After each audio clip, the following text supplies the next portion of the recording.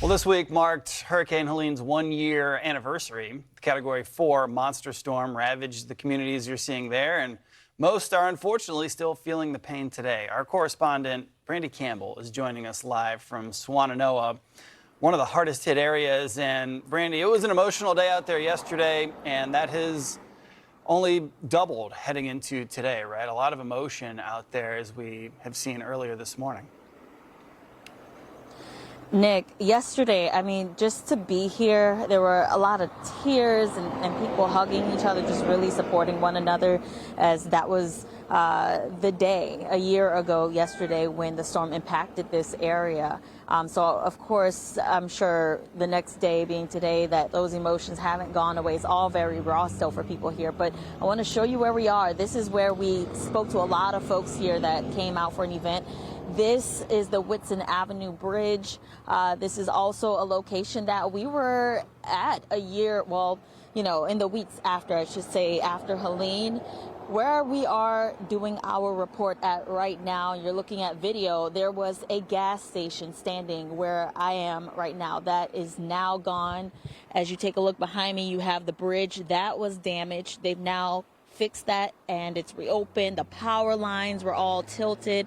And as you take a look at the Swannanoa River, one of the big contributors, I should say, to the damage here, you can now see there's greenery overgrown on what was exposed riverbank right there. So things are changing for the better, but there's still so much more recovery left to go. Now, I want to give you guys a look at what we went to yesterday here. Again, yesterday was the 27th, making it 1 year since Helene's impacts here. As you take a look, we joined the community for a commemoration event as they walked down from the fire station up to where we are at the bridge to do a prayer over the Swannanoa River. They also sang together.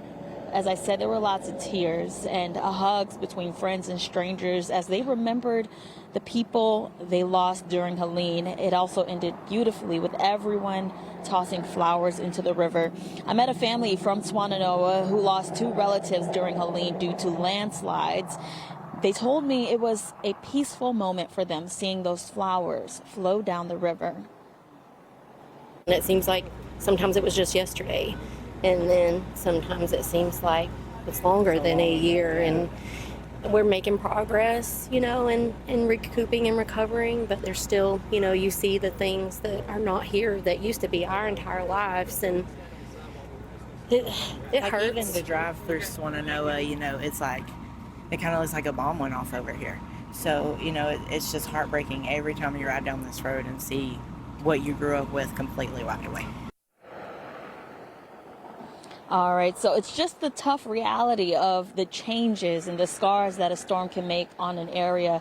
And here in Swannanoa, again, this is one of the hardest hit areas. I'm just going to keep walking this way. There are businesses that haven't reopened or haven't, been able to be renovated.